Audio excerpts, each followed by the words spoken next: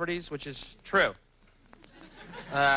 Me and 3 buddies drank it, went around driving in my dad's car. He's got one of those talking cars, right? We're flying. The car goes, "The door is ajar." We pulled over, thought about that for 12 hours. How can a door be ajar? I don't know, but I see it. I see it too, man. Why would they put a jar on a car? I'm not proud of every moment in my life. We were pathetic, man. We get pulled over by the cops. We'd be so drunk. Cops would be tapping on this window. We're staring at them in this mirror. How tall are you? Little guy. Let's put him in the jar.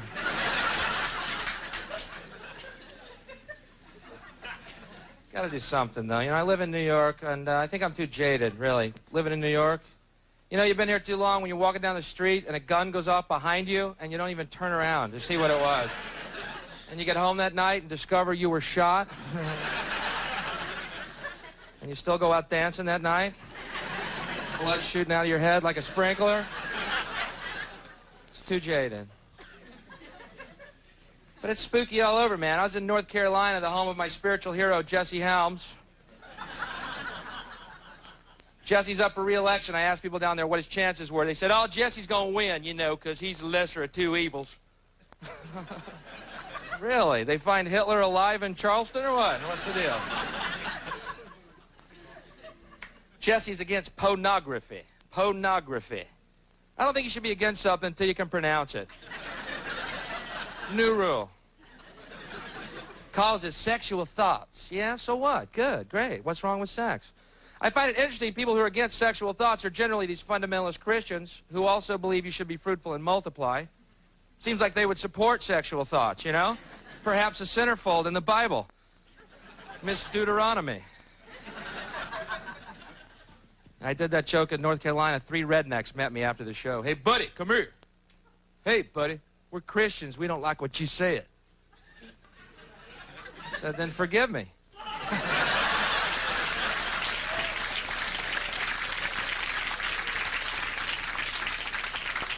Later, when I was hanging from the tree, same people pick on rock and roll. I'm getting tired of that, too. "Oh, it's the devil's music." Yeah, remember that thing? You play certain rock albums backwards. They're satanic messages, right? Let me tell you something. If you're playing your albums backwards, you are Satan, okay? Don't ruin my stereo to prove a point. It's the devil's music. Well, I'll tell you what. If it is the devil's music, at least he rocks, okay? If it's a choice between eternal hell and good tunes and eternal heaven and New Kids on the Block, I'm going to be surfing on the lake of fire, jamming.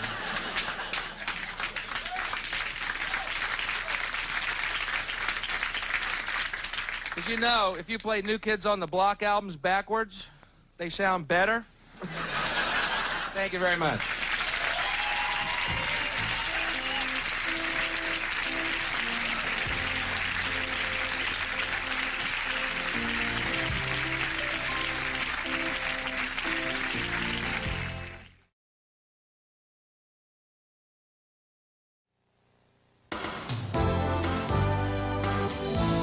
How do you feel? I feel good. I feel good. Bill Hicks wants to kill tomorrow night. I think the important thing now is to try. And this man is going to help him. You're on a mission. You're on a comedy mission. Producer Frank Gannon decides which comedians will appear on Late Night with David Letterman. The language is very violent. You bomb, you die, you kill. They're right here. But the stakes are very high. Tonight, they're club hopping. How you doing? Getting audience reaction to the material Hicks will use on tomorrow night's show. Bill knows what we're looking for, and he's been working on this for a couple of months. And Gannon works with the comics, sometimes for several months, to fine-tune their 5-minute set for the show. This is the best job in show business. Power without responsibility. All right. How is the house tonight? Good, about 2/3. How much time do you spend with Ted Turner? Gannon's qualifications for the job? Have you met Jane? He has a PhD from Oxford and was an assistant to President Nixon. Well, I say that I've worked for the two great laugh-getters of the 20th century, and that I worked for Richard Nixon for 7 years, and now I've been here for 4 years. Please welcome Mr. Bill Hicks. For any comic coming on to distill their entire act into 5 minutes, that's the challenge. Thank you. How you doing tonight? It's always the challenge. Good. I'm a little distraught ever since the war thing. I'm not over it yet. Because I was in a very unenviable position of being for the war, but against the troops. And I feel totally taken by the media, too. Remember that they started off talking about Iraq, the 4th largest army in the world. Ooh. Let me tell you something. After the first 3 largest armies, there's a real big drop-off. The Hare Krishnas are the 5th largest army in the world, and they've already got our airports. What qualifies you to know what people want and what will work? How do you know? Yeah. How do you know? I've been wondering this, too. I'm omniscient. Omniscience is not some are born omniscient, some achieve it, and some have it thrust upon them. The Hare Krishnas are the 5th largest army in the world, and they've already got our airports. Club number 2. I am the 6th largest army in the world. Something like that, only 50 times funnier. My problem is I sometimes have to fight. Dear sweet Jesus. I will say that it's my judgment that a joke will not work with our audience, or that once you got the big laugh, get on to the next subject. And the comedian will say, yeah, but in the club I've got this tag, and I know it's not as big a laugh, but it ends the set, it's the button on the whole thing. It's those kinds of arguments. And you've got to say thanks, but no thanks. Well, sometimes, I mean, you hardly know me at all, but I've never been wrong. Oh, really? See, as we get to know one another better, you'll come to understand and appreciate that. And it's a burden. It's not something I sought. You trust his judgment? How does that collaboration work? It's not a matter of trusting his judgment. I know that I can't get on without their approval of the material. As far as what's funny, I know what's funny. Now, I also know there's certain parameters when you do network TV. They tell you, oh, we like you on our show because you're edgy or your point of view. But when you come on our show, could you not do those? It's like they fit you for a dress and heels. Now go out there and be you. Well, this isn't me.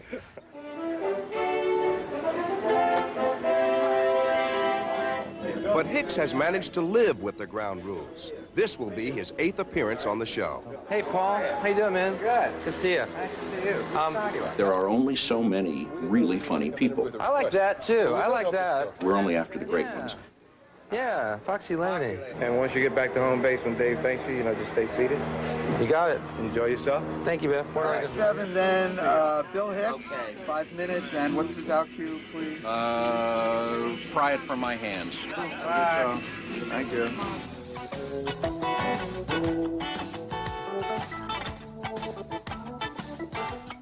When do you think I'm going to go on? About 6:20 is the answer to your question. Cool. 6:18. Okay. Thanks. All right. Frank Gannon drags the 48-hour boys in here to shoot this little piece about him and Bill Hicks. I get it? Where's the camera now? Well, invite him just to come in, just real quick. Oh, here there. Wait a minute. No, I didn't say that far. Get right back over there. Are you guys from CBS? 48 hours. 48 hours. Does Dan know you have his equipment? Hey, no, come on. Yo! Our next guest is a very intense and very funny young man. Everybody wants to be the best in their field. Ladies and gentlemen, please welcome Bill Hicks. For comics, I think late night is being at the top of your profession. It's the ultimate achievement. It's what everybody works for and dreams of. Thank you. Good evening. It's great to be back. How are you doing?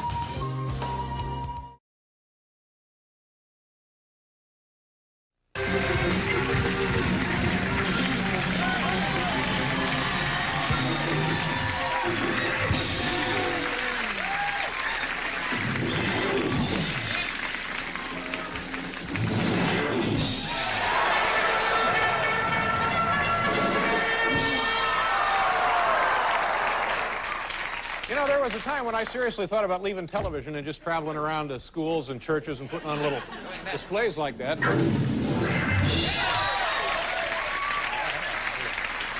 I can't seem to miss it. Seems almost like I'm a machine. Do you have any? You know, I'm a little jumpy tonight. Yeah, here's this.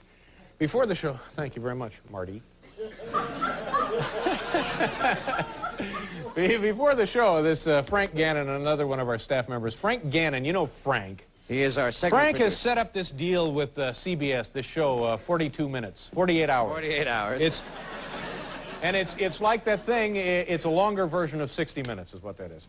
And they follow somebody around for 2 days, and Dan Rather is hosting it, and Frank says, these people are coming over, and they're going to follow me around for 2 days, and nobody really wants to help Frank out because we're worried Dan Rather will show up.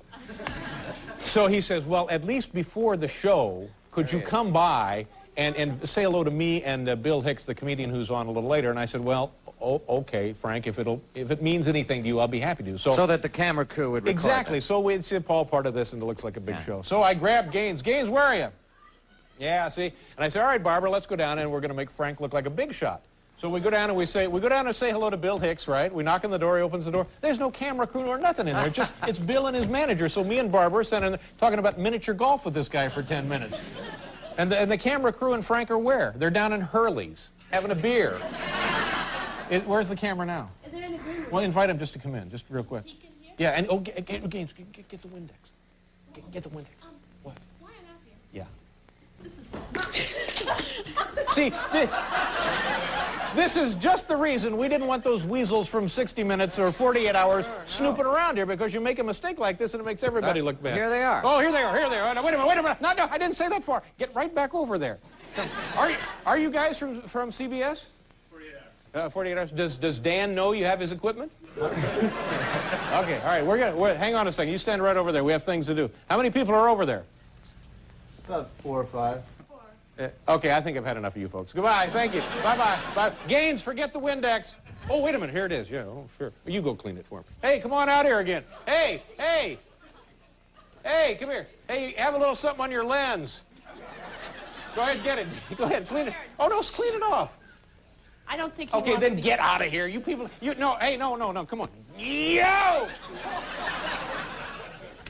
See, that's exactly why we didn't want those weenies in here. Yeah. No. Makes sense. What, they didn't want it cleaned? No. Yeah, hand me the ball.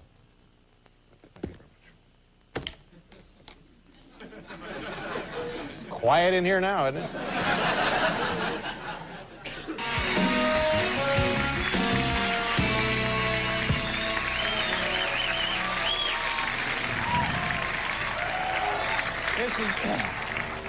This is a prime example of how no good deed goes unpunished. All right, Frank Gannon drags the 48-hour boys in here to shoot this little piece about him and Bill Hicks. I go down to say hello. The CBS crew is not there. Okay. We don't know where they are. Okay, so I'm trying to be a nice person about this. I invite the little Weasley CBS crew into our studio, unheard of, unprecedented in the history of network television. I was impressed. All right, they come in. It's goofball camera boy. And a couple of, like, his manicurist and, I don't know, wardrobe guy. They come in and they waste a lot of valuable time of our show. Right, Paul? They waste. Yes, sir. Yeah, we got more important things to do than talk to these guys coming in. Yeah. All right, so now it turns out they didn't get any of that on videotape. None of it was videotaped. Now, do you know why? Why? Well, Mr. Goofball Cameraman says he had to protect himself because I was throwing footballs at him. You know, these ain't exactly Scud missiles we're talking. Mr. Weenie Boy is worried about getting Windex on the camera or maybe getting hit with a football. Oh, we hate to muss his hair with one of these 200-pound footballs we're throwing around here. So now they want to come back in, don't they, Morty? No, that's it. That's it. Twice now I've tried to help them out. I can't keep two networks afloat, can I?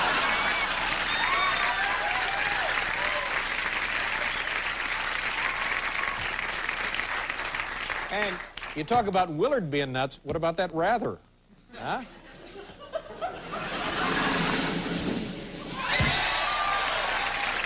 He shoots, he scores!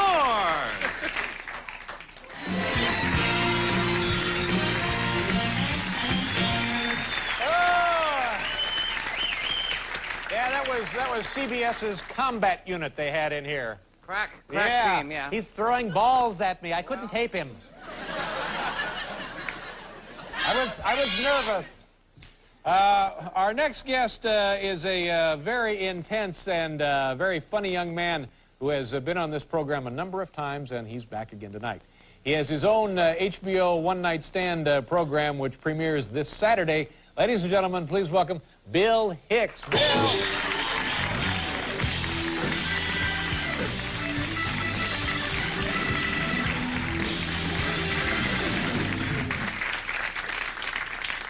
Thank you. Good evening. It's great to be back. How are you doing? Good. Good. Lots happened since I've been here. The war, you know, very stressful for me. I was in the unenviable position of being for the war, but against the troops. And it's just immoral. All those men living together in little tents. Surprised more of y'all didn't speak out against that. I think the most amazing thing about the war was the disparity in the casualties. They had Iraq 100,000. We had 79. Does that mean if we had sent over 80 guys, we still would have won this thing, or what? One guy in a ticker tape parade. I did it. Hey. Good work, Tommy. No biggie. I feel totally taken by the media, too, trying to build it all up. You know what I mean? Iraq, the fourth largest army in the world. Yeah, well, after the first three largest armies, there's a real big drop-off. The Hare Krishnas are the fifth largest army in the world, and they've already got our airports.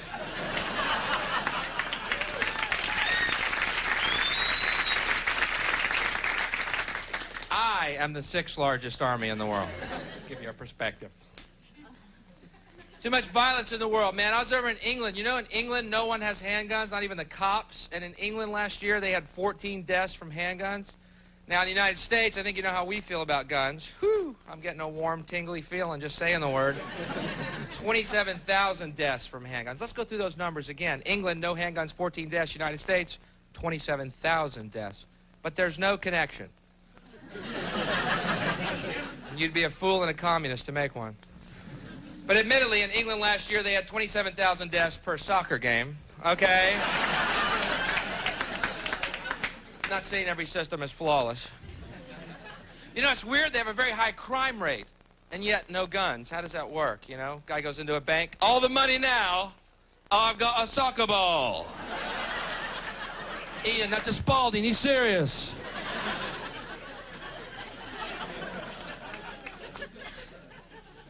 Too much violence. I was down south recently working. I'm not proud of it. I got to make rent.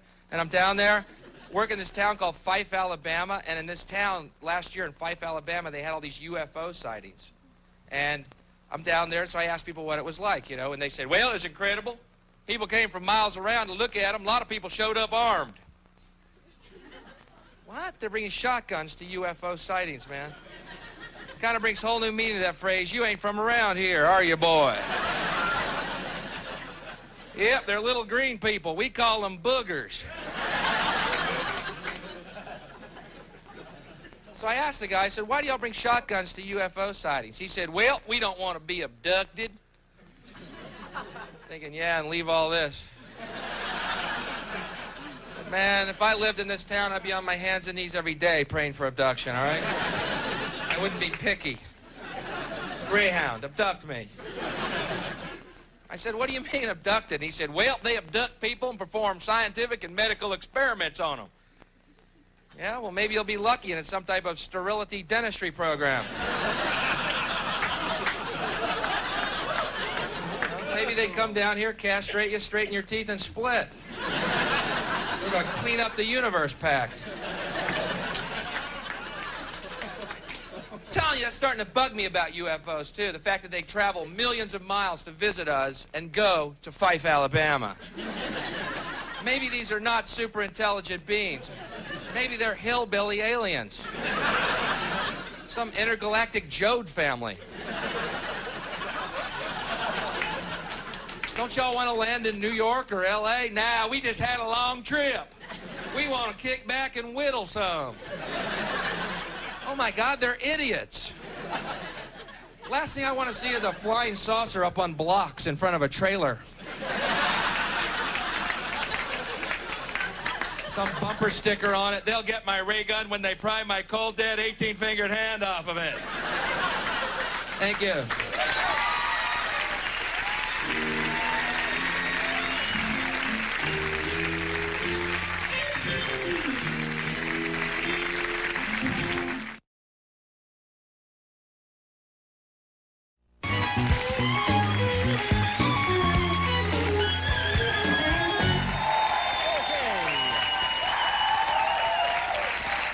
Our next guest made his network television debut on this very program and his second comedy album entitled Relentless. I have a copy of it right here. This will be available in the record stores in April. So, folks, do us a favor. Welcome back to the program, Bill Hicks. Bill!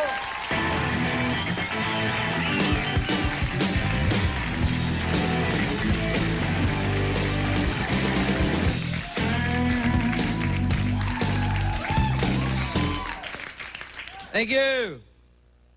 Just flew in. Let me get this straight. They don't allow smoking on airplanes, right? But they allow children. All right, whatever. I smoke, so I'm trying to quit flying.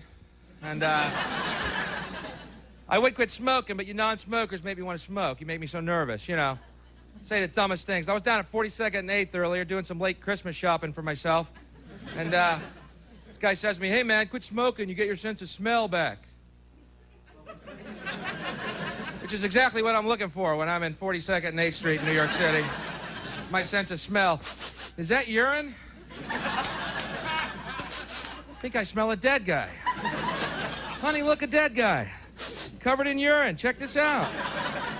Just think, if I'd been smoking, I never would have found him. It's good to be in New York. People, at least outside, you know, people don't go out anymore, man, you know? Because you watch the news, you get the impression you walk out your door, you're immediately going to be raped by some crack-addicted, AIDS-infected pit bull, you know? There's some horrible CNN tale. Honey, I'm going to check the mail. What do you say we stay inside tonight, honey? Let the Domino's guy deal with that thing out there. Yeah, Domino's, send another car over. I know it's the third one. That last guy almost made it. Pretty soon, we're all going to be locked in our homes, man. No one in the street but Domino's guys and armored Chevettes with turrets.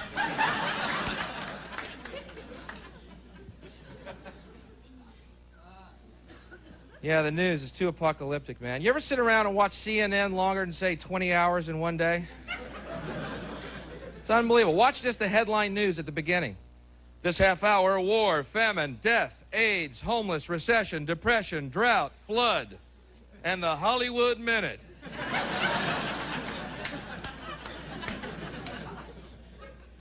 I don't like Ted Turner because he's colorizing black and white films. Don't do that. He says if you colorize black and white films, more people will watch them. Yeah, maybe that's why people don't read anymore. Books are in black and white. Maybe Ted Turner's next venture will be to turn every book into a coloring book. Boy, I love reading. Yeah, you're going out of the line. Oh, no, I've been reading all day. And I'm sick of these polls, man, on CNN. I'm sick of the polls. I've never been polled. By round of applause, how many people here have never been polled?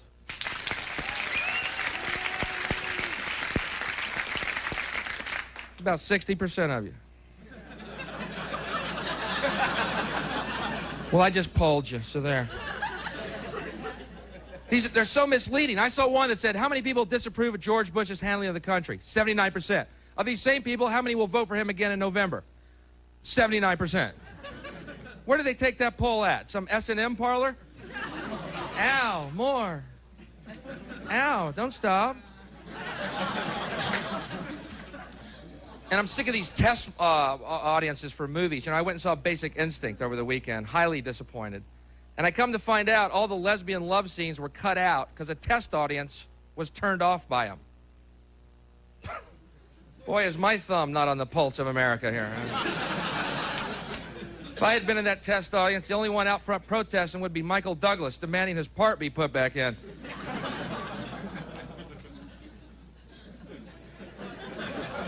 It's disgusting. And Geraldo, I watched Geraldo. He got plastic surgery done on himself on the air in the name of journalism. Yeah, I can't wait till he tries that Kevorkian suicide machine.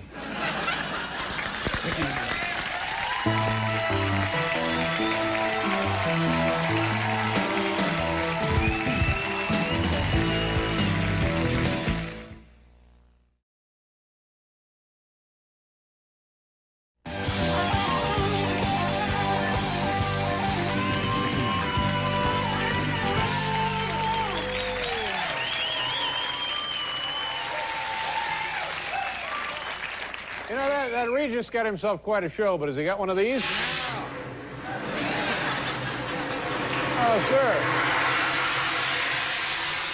Let me tell you something, folks. That is actual radioactive steam. Oh, great. Okay, let's bring out the next boy, see what he can do.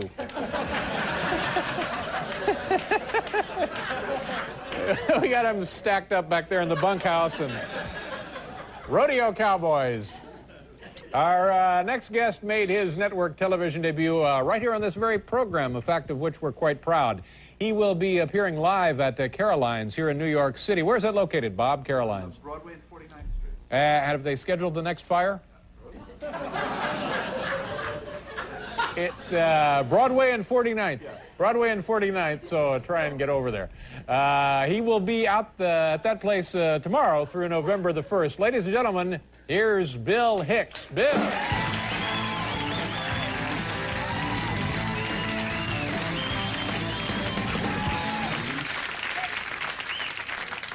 Thank you. Great to be back in New York. My favorite time of the year, too, fall. It's beautiful here. So I'm living out on the West Coast now. Cultural cesspool. Hell-A, that's what I call it. Always warm and sunny, no seasons, and they love it, right? Isn't it great? Always hot and sunny. Isn't it just great? What are you, a lizard? Only reptiles feel that way about this weather, you know? You always meet this smug guy, right? He goes, I love calling back east on January 1st. What are y'all doing? Snowed in, huh? Bummer. Me? I'm out by the pool. What an idiot. I used to love calling L.A. from New York when I lived here. What are y'all doing? Talking to TV producers. Bummer.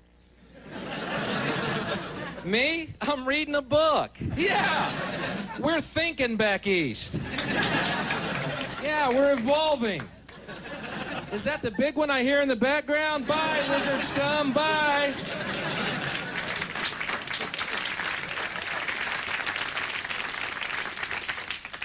Horrible place. Home of the pedestrian right-of-way law.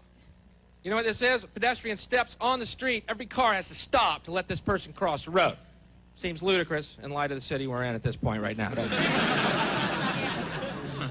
Where if someone steps in front of your car here, you speed up and turn your wipers on. Bad call, brother.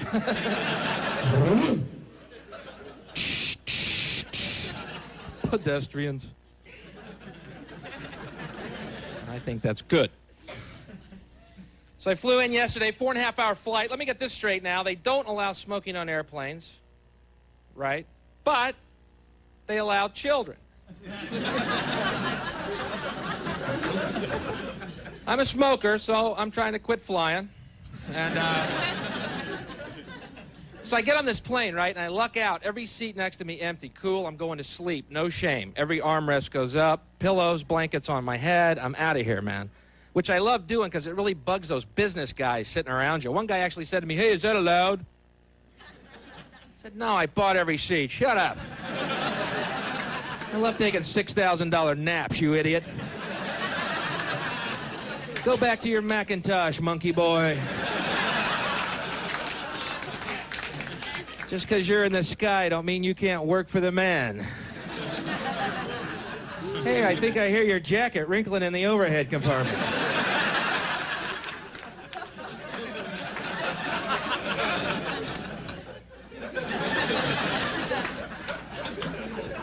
So I'm asleep on this plane, right? And I feel this tapping on my head, and I look up, and there's this little kid loose on this plane, right? And he's just tapping me on the head. I look across the aisle at his mom. She's just smiling. Guy next to the mom goes, they're so cute when they're that small. Isn't that amazing, letting a little kid run loose like that? And the kid runs over to the emergency exit, and he starts flipping that handle to the door. The guy next to the mom starts to get up, and I go, wait a minute.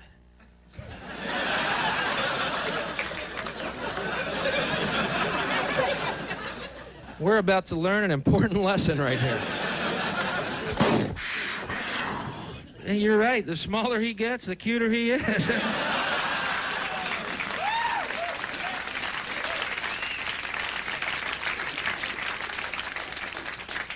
Stewardess, since we got a breeze in here, can we smoke now?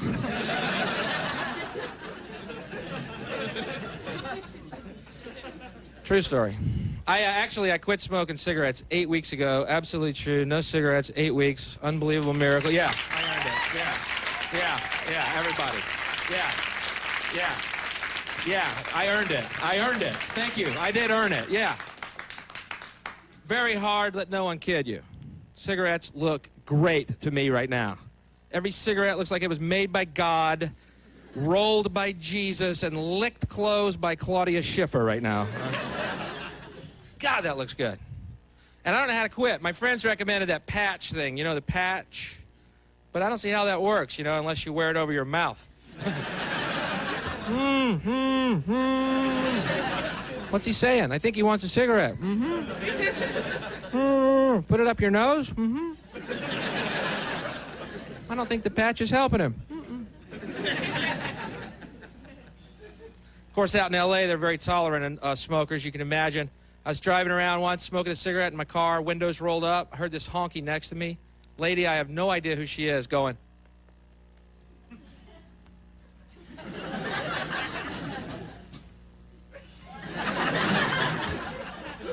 She runs right into a pole, right? Thank you.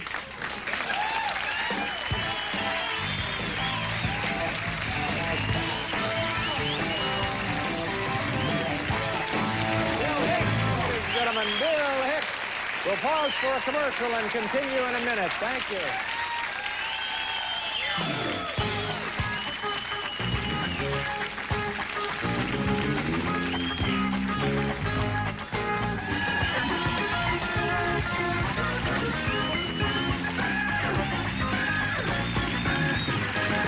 Okay, welcome back to the program. Bill Hicks is here. Very funny.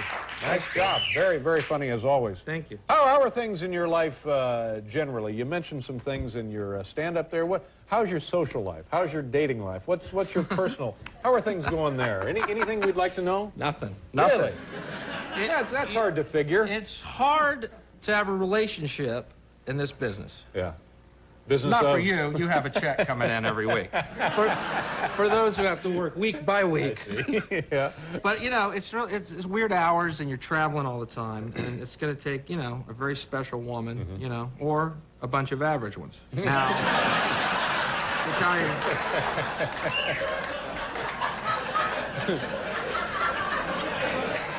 I've got it covered either way. And you mentioned Los Angeles, that you're not crazy about living there, and do you live there completely now, full-time, or do you split your time up between here and there, or what? I live there completely. I just don't like it there. You know, they're all into this inner child stuff, which I don't know what that is exactly. I don't either. But people come up, are you in touch with your inner child? Have you found your inner child? And I'm like, yeah, I found a picture of him on a milk carton. Leave me alone, please. Do me a favor, get in touch with your outer adult. Yeah, that's the way I'd go. You're 43 years old, leave the child go. It's a good childhood, it's over. You're originally from Texas? Right. And you still have folks, family, and friends back there? Yes, friends, must be very proud of your success and so forth? Sure. Yeah. I haven't needed money for years from them, so that's cool. Whatever. They don't even know what I do. Yeah. I just haven't been writing. And you're getting ready. You're going to Great Britain for a while? That's right. Yeah. I was over there during the L.A. riots, and it was interesting to have... First of all, the timing. I left the day the riots happened. I left L.A. Bye, Bill. Enjoy England. I will. Landed at Heathrow 11 hours later, past a newspaper stand. L.A. burns to ground. Wow. I'm thinking, man, did I leave a cigarette lit? How much are these? I have my pictures in here, man. Look for your picture. And then I'm over there trying to get news of the riots. Yeah. And they have 4 channels, and all 4 are playing snooker for no apparent reason. And the Brits are trying to sympathize, right? You know, they're going, oh, Bill, crime's horrible. It's terrible here, too. No, it's not. You ought to hear it. Crime in England's like, yesterday, some hooligans knocked over a dustbin in Shaftesbury. Hooligans. We need to pause one more time. We'll be right back with Bill Hicks.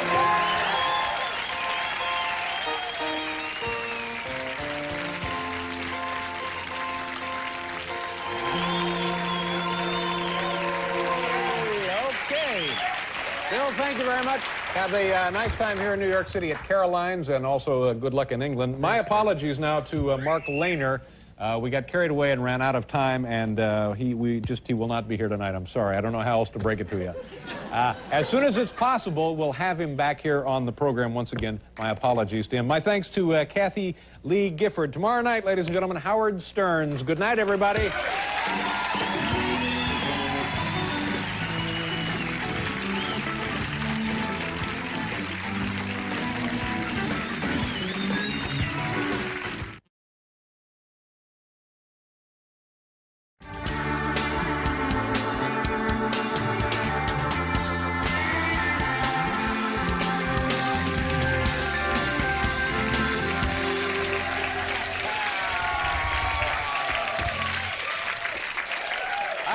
You'd all get something to eat.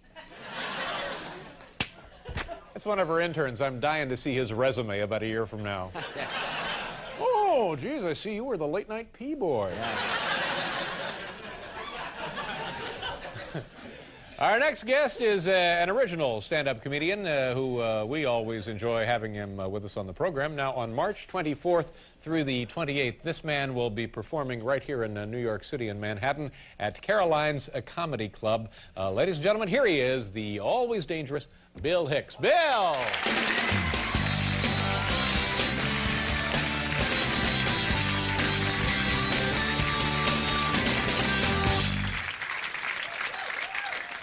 Thank you. How you doing tonight? Good. Living out in L.A. now, so I'm very glad to be here. It's very tense out there right now, you know, as they prepare to begin principal shooting on L.A. Riots, the sequel. As soon as the director yells, "Not guilty." Yeah. Oh, it's ugly out there. These cops testifying, they're unbelievable. This one cop testified yesterday that Rodney King, while they were beating him, was acting very weird. Explain that. Well, he was crying, yelling, and cursing. I think it's a safe bet it's this cop's first beating. It's going to become a recurring theme. I recommend earplugs for the next one, all right? Yeah, remember that the defense they had last time, that Rodney King beating tape that we all saw over and over again? Their defense was that tape is all in how you look at it. Really? Well, how are y'all looking at that? Well, it's how you look at it. For instance, if you play it backwards, you see us help King up and send him on his way.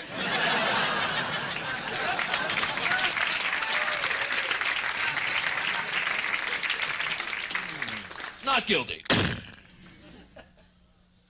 Unbelievable, man. I'm glad to be out of there. I'm traveling a lot. I was in Dallas, Texas recently. Yeah, I was down there. It's really gruesome. They actually have a museum on the 6th floor of the school book depository called the Assassination Museum. I believe named that after the assassination. I'm not sure the exact chronology here, but it's really weird. They have the window set up to look exactly like it did on that day, and it's really accurate, you know, because Oswald's not in it. Yeah, it's amazing. They have, it's called the sniper's nest, and you can't get to the window itself. And the reason they did that, of course, they didn't want thousands of American tourists getting to that window each year, you know, going, "There's no way! I can't even see the road!" Yeah. There's no way. Not unless Oswald was hanging by his toes, upside down, from the ledge. Surely someone would have seen that. Either that or some pigeons grabbed onto him and flew him over the motorcade. You know, there was rumors of anti-Castro pigeons seen drinking in bars the night before. Someone overheard them saying, "Coo, coo." Thank you. It's a long way to go for a pun.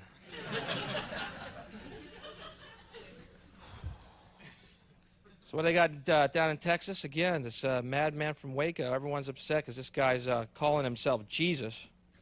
Hey, the guy's real name is Vernon. Give him a break, all right? Isn't that weird? How come no one ever claims to be Buddha, you know? Why not, you know, lock yourself in a Chinese restaurant and demand to read fortune cookies over the radio, you know? You will be the life of any party you are at.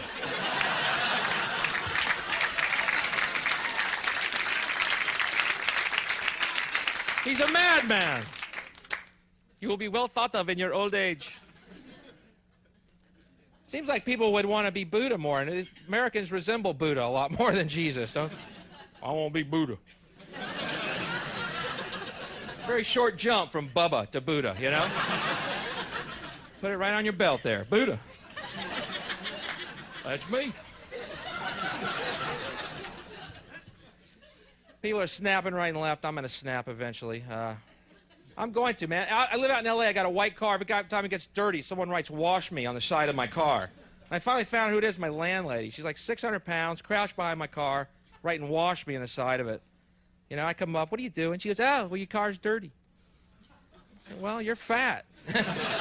I'm not carving trim me in your stomach. Thank you very much.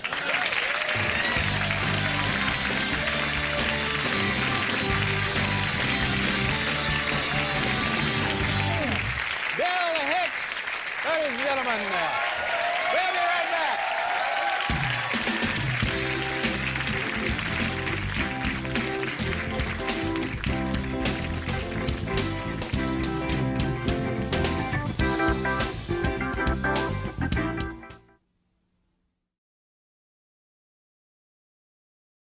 Because it was recently on the David Letterman show on October 9th that I did the show, taped the show at 5:30 in New York, and then at 7 p.m. was called by the producer and told that I would be excised completely from the show. I, of course, asked why. The material had been approved and reapproved by the producers. And they said that CBS had deemed the material, these are quotation marks, unsuitable for the viewing public and for the Letterman audience. And I made the point that when I'm not on the show, I'm a member of the Letterman audience, so ultimately what you're saying is my material is not suitable for me. What a predicament. So anyway, I was censored from the show, and I kind of, there's not a, you know, there's a little pride in that. I mean, a lot of people have been bleeped and burped, and but actually what happened was I did some material about the pro-life people. Mm-hmm. And the joke I did was very simple. All I said was, if you're so pro-life, do me a favor, don't lock arms and block medical clinics. Lock arms and block cemeteries. Let's see how committed you are to this premise. It could even be construed as pro-life if you wanted to make that argument. Yeah. Anyway, they counted that as one of the quote-unquote hot points that I touched on. Here's the punchline. Monday night during the Letterman show, a commercial airs for pro-life. So see, we just had a misunderstanding. I thought I lived in the U.S. of A., United States of America, and actually we live in the U.S. of A., United States of advertising. Freedom of expression is guaranteed if you've got the money. Okay. Just for the price. Jeez, man. And other hot points I hit on the set, which was, again, approved and reapproved by the Letterman segment producer. Until, of course, it was time to do it. Until after I did it. Until after it was done. And the other material I touched on was Jesus, which they don't want any discussion, which I find so funny. I mean, it doesn't even matter what angle you take on it. The fact that a comedian's talking about Jesus, people might construe it as sacrilegious. And in fact, it wasn't what I said. All I said was a lot of Christians wear crosses around their necks. You think when Jesus comes back, he's going to want to see a cross. It's just an observation. It's no big deal. I didn't go up and say the Pope sleeps with burros, you know, although I believe he does. I didn't say that.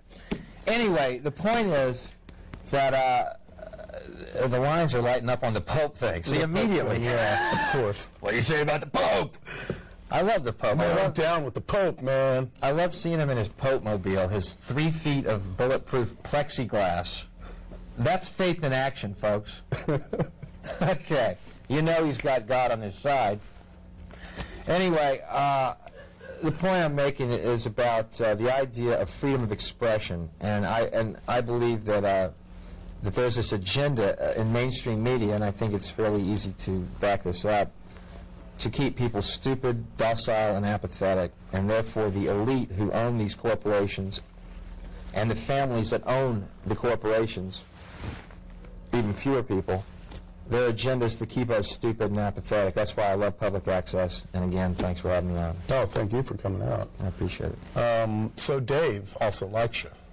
Dave likes me, but what I found out subsequently to all this, and oh, by the way, I don't mean to keep pushing my own little horn here, but tooting my horn, but on Monday, this Monday, in the New Yorker magazine, there's a profile about me, including this story about Letterman. I found out that it's one of Dave's rules that he doesn't like comics to talk about Jesus on the show, which I find really weird. I mean, they pretend to be this hip, late-night talk show, when in actuality they're as mainstream as anything. And again, it doesn't matter what angle you take on the Jesus subject. That's what bugs me. Just because I'm a comic doesn't mean I'm treating it with disrespect.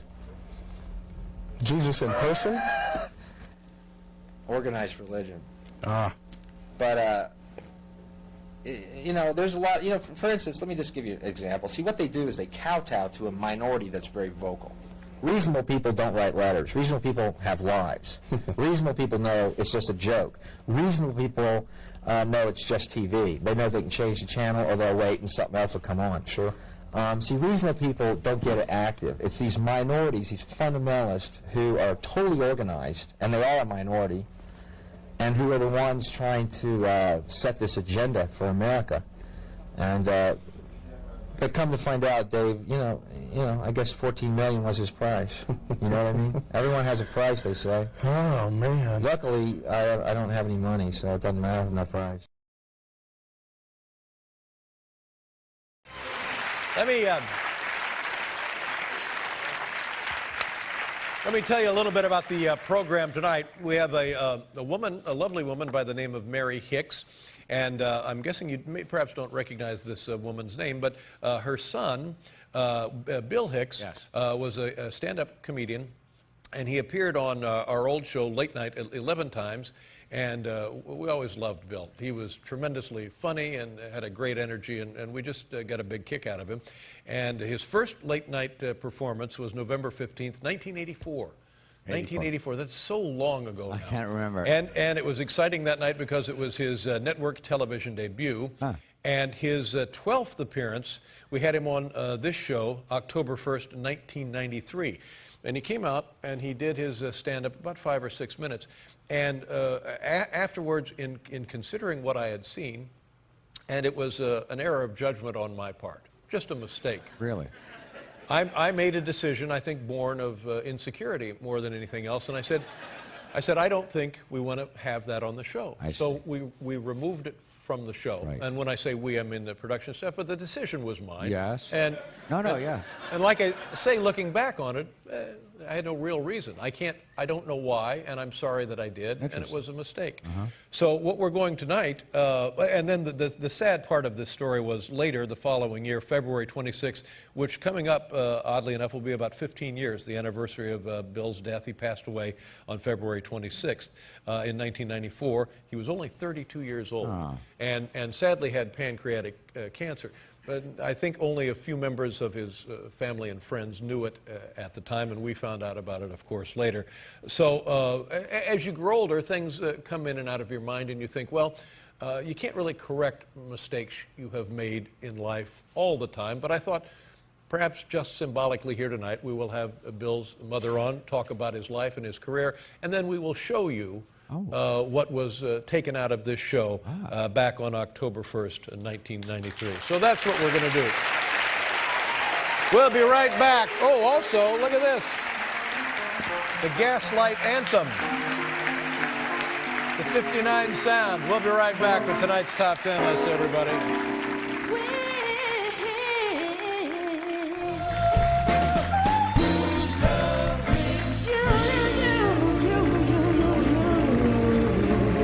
And there you go, and there you go, and there you go. Thank you, Felicia. Nice job. Ladies and gentlemen, please give a nice welcome to the mother of the late, great comedian, Bill Hicks, the lovely Mary Hicks, everyone.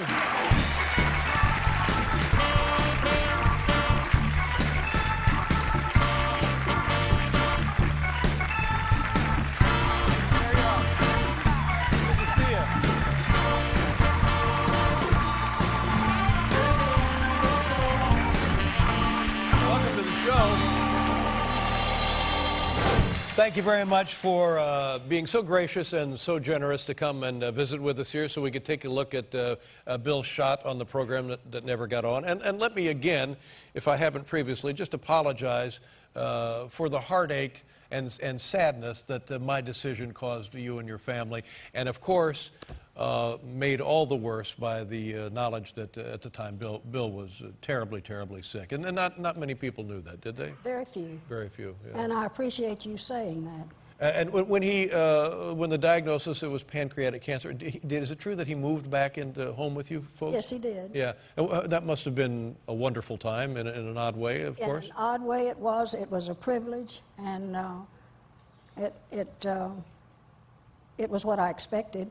You know, most people, when they're sick, want their mother. Yeah. So he came home. Of course, you know, he was continuing to go out on... He was still working? He worked until January. Mm-hmm.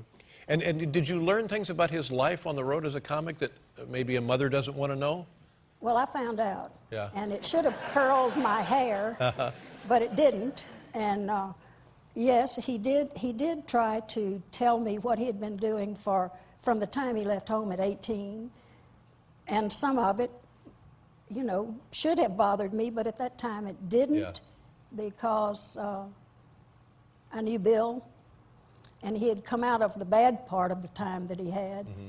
So I listened, and no, and I would not have had him go through that if I had had my choice. Did you know early on, did he know early on that he wanted to be a comic? I'll bet he knew maybe long before you knew. Well, he knew a long time before I knew.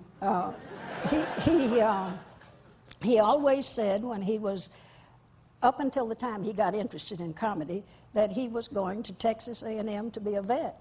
Oh. He loved animals, and that's what he wanted to do. And then he got interested in watching Johnny Carson, and he read books about Woody Allen. So he got interested in that. He said that he saw Johnny Carson on TV, and he thought, "Ooh, you mean you can make a living doing that?" So he decided. He decided that's what he would do. Yeah, yeah. And did he perform early? Could you, looking back, did you remember? Oh, I see what he was doing. He was trying his comedy on the family, or you know, parties or stuff. Dave, there are no showbiz people in our family, so what he did, we just thought was our child doing that. We certainly didn't think it would go into a career, not for a long time. But where is your family from, by the way? We should mention that. Well, that's hard to tell because we moved so much, but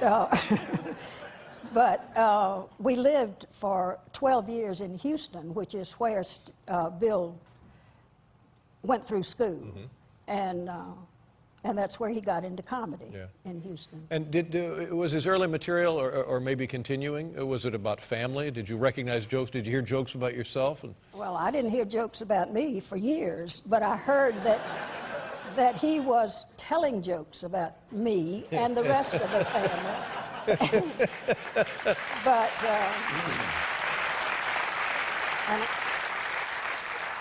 you know, that's all he knew when he first started. Sure, that's right. And would you go see him perform when he was starting working in clubs and other venues and stuff? No. He said that if we came, he wouldn't go up. So I, of course, didn't know about comedy clubs, and I thought, well, how strange. You know, if you're on the program, why don't you have to go up? So we didn't go. He asked us not to, so we didn't go. Yeah. And I will tell you something. He asked his dad and me to go see a musician that he admired. And so my husband said, well, Bill, can we have dinner there? And of course, Bill thought that was real funny because that was not the kind of place where they had served dinner. Right. But we went, and Bill did not go with us. He went with a group of friends.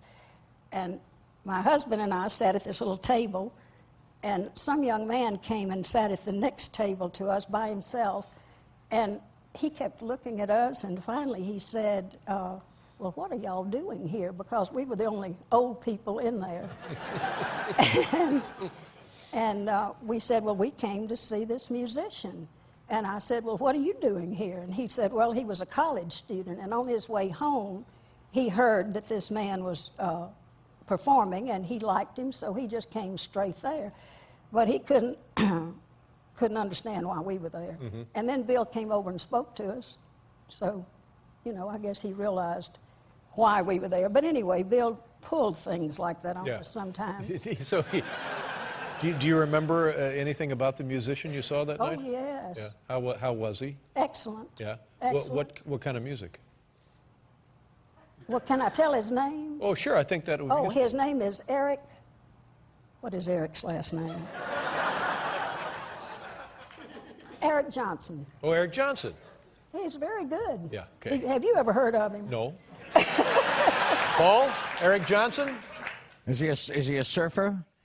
No. Galveston? Well, on the Galveston coast of the Gulf of Mexico, Galveston? He could, but I don't think so. I thought so. No, I think that...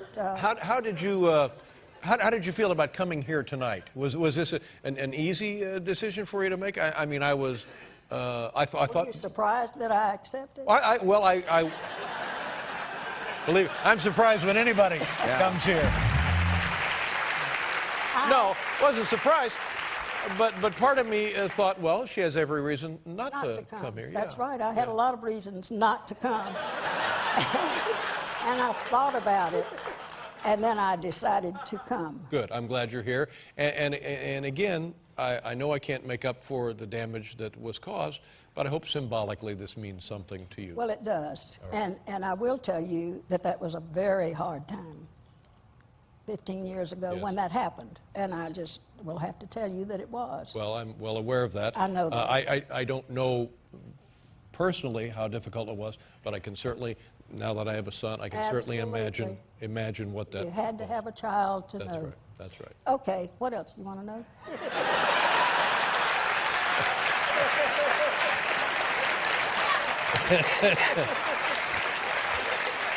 I'll tell you what we're going to do, Mary.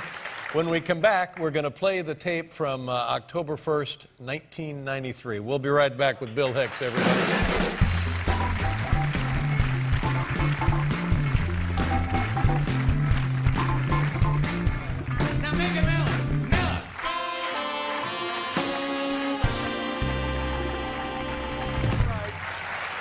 Here we go.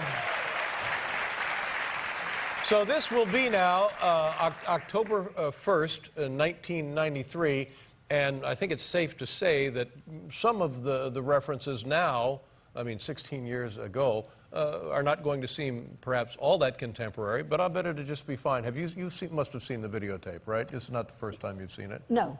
Yeah. I haven't seen it recently. Yeah, and when you see it, you must be very happy and pleased to have seen it, and sad also, obviously. Really? I mean, I'm all of that. Yeah, okay. So we're going to take a look here tonight, and I want you folks to enjoy this, honestly. Here he is now doing stand-up comedy on this stage in a segment that I had taken out of our program October 1st, 1993. Here's the very funny Bill Hicks.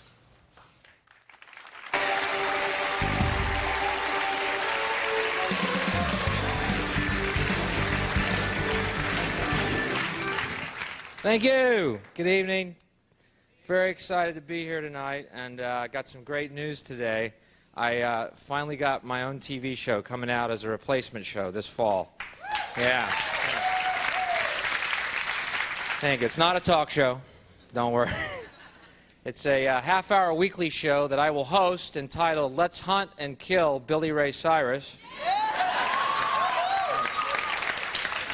Thank you. It's fairly self-explanatory. Each week we let the hounds of hell loose. We chase that jarhead, no-talent, cracker idiot all over the globe. Till I finally catch that fruity little ponytail of his, pull him to his knees, put a shotgun in his mouth. Then we'll be back in '94 with Let's Hunt and Kill Michael Bolton. Also look out for our Vanilla Ice, MC Hammer, Marky Mark Christmas special. And I don't want to give away any surprises, but Marky Mark's the first one we catch and kill on that show because His pants kept falling around his ankles, and he couldn't run away. I crossbow him right in the ab. Bring the whole kids, the family, and everything. It's a Christmas spectacular. I don't know what my deal is. I'm like a 31-year-old curmudgeon. That's the deal. You know, I went to a dance club the other day, you know, and dragged against my will, you know. And this girl asked me to dance, which I thought was hilarious, you know. Would you like to dance? You know, I'm like, yeah, you read my mind, you know. That's why I'm leaning in the darkest corner closest to the exit, you know. I'm about to boogie. I'm about to cut a rug. But it's weird. Women have this weird myth. You can tell the way a guy is in bed by how he is on a dance floor.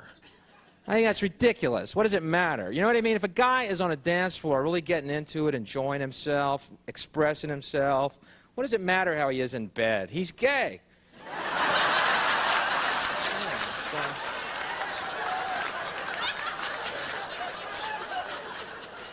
Real men don't dance. They sit, sweat, and curse. Speaking of homosexuality, you know, I consider myself fairly open-minded, but something has come to my attention I find absolutely shocking. I don't know if you've heard about it. These new grade school books for children to teach them gay lifestyles. You know what I'm talking about? One of them is called Heather's Two Mommies. The other is called Daddy's New Roommate. I'm going to have to draw the line here, folks, and say this is absolutely disgusting, okay? It is grotesque and evil. I'm talking about Daddy's New Roommate. Heather's Two Mommies is pretty cool. I don't know if you will check that out. They're hugging on page 7. Oh, go, mommies, go, go. Anyway. It makes me miss my youth. People annoy me. You know what's really annoying me? These pro-life people. You ever look at their faces? I'm pro-life. Boy, don't they look it. They just exude joie de vivre, you know? You see them trying to go to an orphanage and adopt a kid. We're pro-life. We're here to adopt. Kids are just, oh, don't pick me. Oh, no. I'll eat gruel, 15 to a bed, no problem. Just keep Heather's Two Mommies coming, and we're fine in here. I'm pro-life. You know, if you're really pro-life, do me a favor. Don't lock arms and block med clinics, okay? If you're so pro-life, do me a favor. Lock arms and block cemeteries, okay? Let's see how committed you are to this idea. She can't come in. She was 98. She was hit by a bus. There's options. Are we going to have her stuffed? What are we going to do with her? We're pro-life. That's the same look smokers give you, too. I'm a non-smoker. I'm a pro-life non-smoker. I'm getting that look a lot these days because I started smoking again, and I had 9 months without a cigarette, and I started again. And I'm getting that look. Are you applauding me starting or stopping? What are you... The smokers are, hey, you're back. Non-smokers, it's terrible. I can't believe he started again. Why? After 9 months. I have this belief. If that scenario is at all true when you die and you go to heaven and St. Peter meets you at the gate, I have this belief the first thing he's going to ask you is, you got a light? You mean y'all smoke here? Yeah, that's why it's heaven. These aren't clouds. This is cigarette smoke, pal. Hell is the non-smoking section. You want to look at them for a minute? Okay. I can't believe what they do to their bodies. It's so smelly. It smells like an ashtray. Why do they want me to smell that? God, that's hellish. Exactly. Light up and come on in. Hendrix is on harp tonight.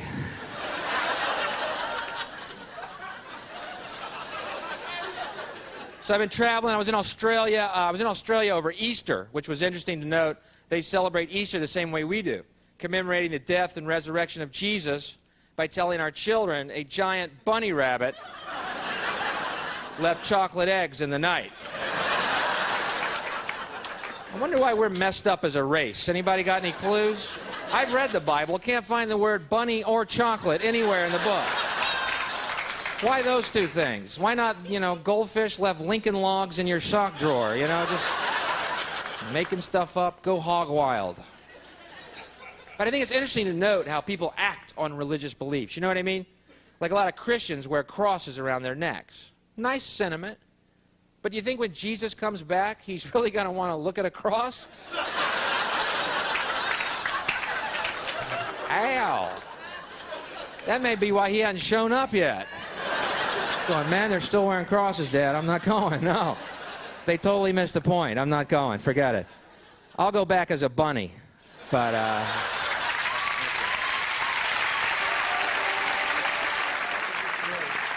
Just great. He looks tremendous, and I've not seen that videotape or any part of it since that night, and seeing it now, it raises the question: what was the matter with me? What was I thinking? That was just tremendous. He if anything.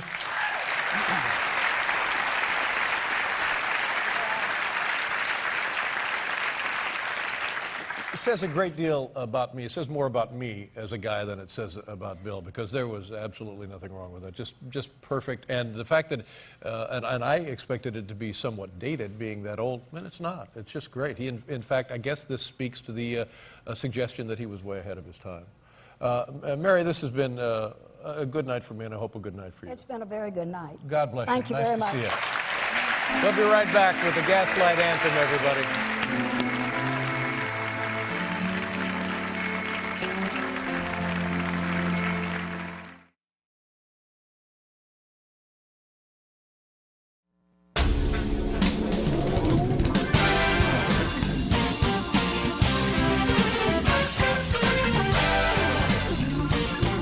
From New York, it's The Late Show with me, Dave.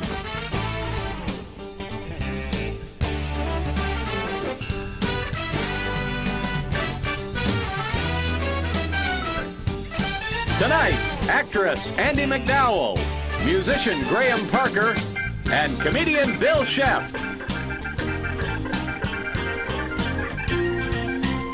Plus, Paul Schaefer of the CBS Orchestra. And now, your announcer for the evening, David Letterman.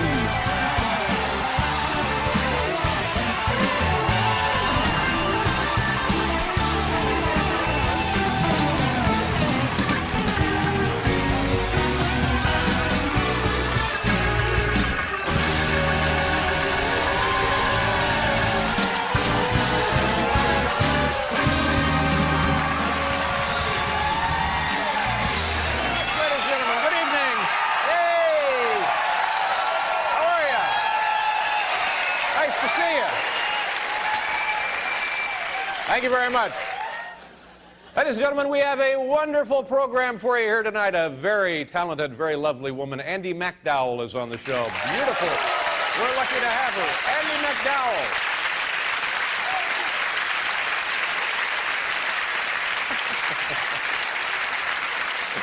Oh, my. Also, Graham Parker is here. Now say hello to our good friend Paul Schaefer. He's right over there. Paul!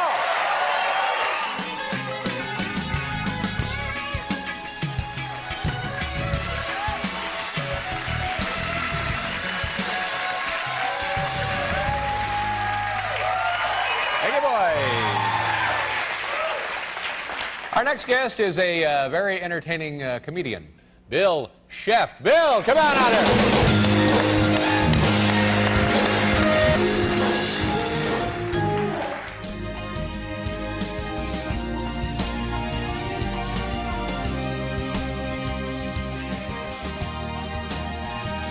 Have a wonderful weekend, folks. We'll see you on Monday. Good night, everybody.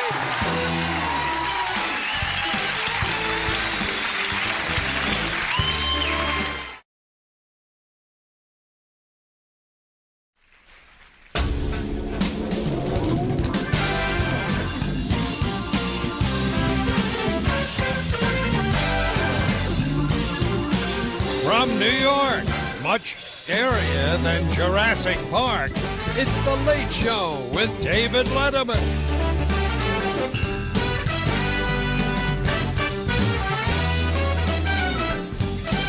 Tonight, actress Andie MacDowell, musician Graham Parker and comedian Bill Hicks. Plus, Paul Schaefer and the CBS Orchestra. And now, your waiter for the evening, David Letterman.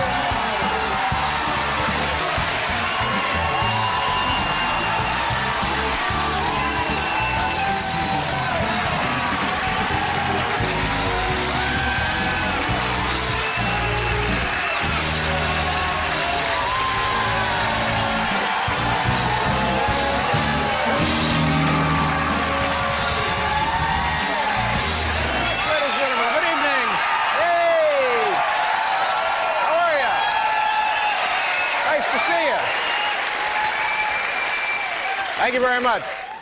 Ladies and gentlemen, we have a wonderful program for you here tonight. A very talented, very lovely woman, Andie MacDowell, is on the show. Beautiful. We're lucky to have her. Andie MacDowell.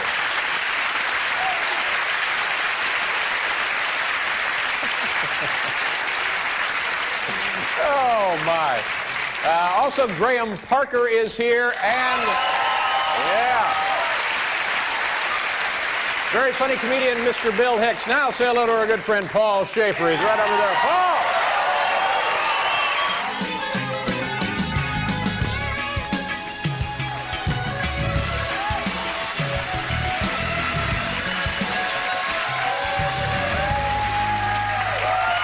Thank you, boy.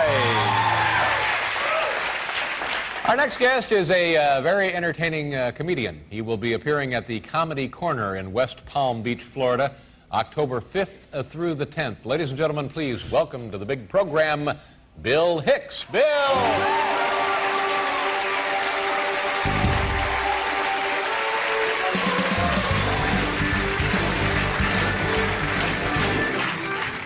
Thank you. Good evening.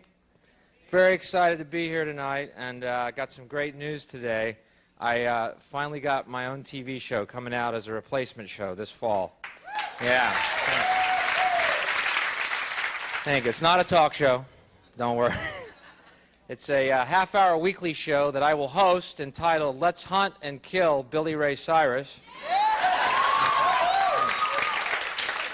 Thank you. It's fairly self-explanatory. Each week we let the hounds of hell loose. We chase that jarhead, no-talent, cracker idiot all over the globe. Till I finally catch that fruity little ponytail of his, pull him to his knees, put a shotgun in his mouth. Then we'll be back in '94 with Let's Hunt and Kill Michael Bolton. Also look out for our Vanilla Ice, MC Hammer, Marky Mark Christmas special. And I don't want to give away any surprises, but Marky Mark's the first one we catch and kill on that show because his pants kept falling around his ankles and he couldn't run away. I crossbow him right in the abs. Bring the whole kids, the family, and everything. It's a Christmas spectacular. I don't know what my deal is. I'm like a 31-year-old curmudgeon. That's the deal. You know, I went to a dance club the other day, you know, and dragged against my will, you know. And this girl asked me to dance, which I thought was hilarious, you know. Would you like to dance? You know, I'm like, yeah, you read my mind, you know. That's why I'm leaning in the darkest corner closest to the exit, you know. I'm about to boogie. I'm about to cut a rug. But it's weird. Women have this weird myth. You can tell the way a guy is in bed by how he is on a dance floor. I think that's ridiculous. What does it matter? You know what I mean? If a guy is on a dance floor really getting into it, enjoying himself, expressing himself, what does it matter how he is in bed? He's gay.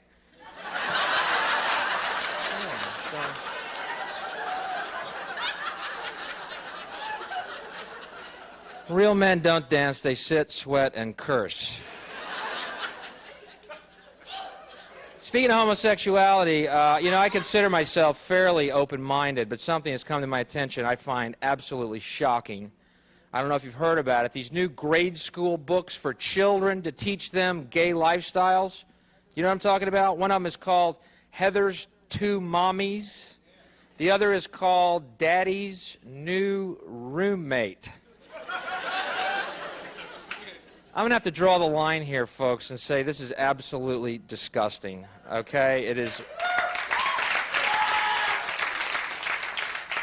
grotesque and evil. I'm talking about Daddy's new roommate. Heather's Two Mommies is pretty cool. I don't know if you've ever checked that out. They're hugging on page 7. Oh, go, mommies, go, go. Anyway, it makes me miss my youth. People annoy me. You know what's really annoying me? These pro-life people. You ever look at their faces? I'm pro-life. Boy, don't they look it? They just exude joie de vivre, you know? You see them trying to go to an orphanage and adopt a kid. We're pro-life. We're here to adopt. Kids are just, oh, don't pick me. Oh, no. I'll eat gruel, 15 to a bed, no problem. Just keep Heather's Two Mommies coming, and we're fine in here. I'm pro-life. You know, if you're really pro-life, do me a favor. Don't lock arms and block med clinics, okay? If you're so pro-life, do me a favor. Lock arms and block cemeteries, okay? Let's see how committed you are to this idea. She can't come in. She was 98. She was hit by a bus. There's options. Are we going to have her stuffed? What are we going to do with her? We're pro-life. That's the same look smokers give you, too. I'm a non-smoker. I'm a pro-life non-smoker. I'm getting that look a lot these days because I started smoking again, and I had 9 months without a cigarette, and I started again. And I'm getting that look. Are you applauding me starting or stopping? What are you? The smokers are, hey, you're back. Non-smokers, it's terrible. I can't believe he started again. Why? After 9 months. I have this belief. If that scenario is at all true when you die and you go to heaven and St. Peter meets you at the gate, I have this belief the first thing he's going to ask you is, you got a light? You mean y'all smoke here? Yeah, that's why it's heaven. These aren't clouds. This is cigarette smoke, pal. Hell is the non-smoking section. You want to look at them for a minute? Okay. I can't believe what they do to their bodies. It's so smelly. It smells like an ashtray. Why do they want me to smell that? God, that's hellish. Exactly. Light up and come on in. Hendrix is on harp tonight.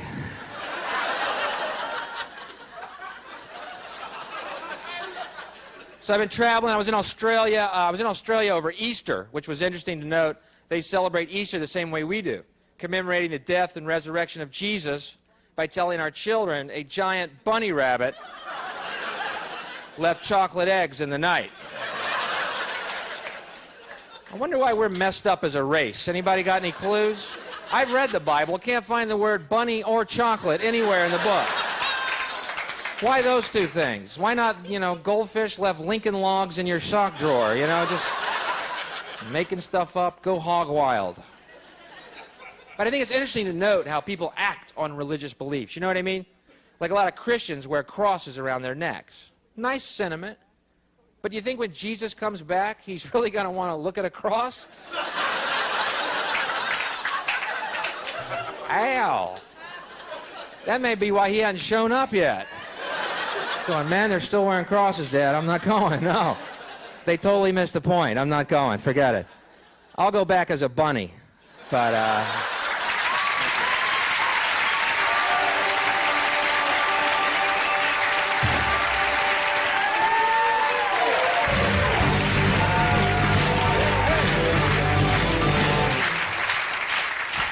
Always nice to have a few uplifting minutes from you, Bill. Thank you, buddy.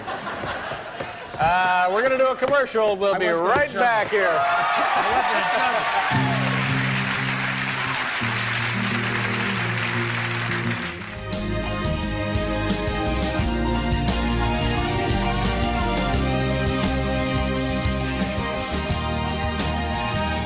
All right. Is the limbo contest on deck C or D? Now cut that out. All right. Bill, thank you very much. Nice to see you, and good luck with your mail the next couple of weeks.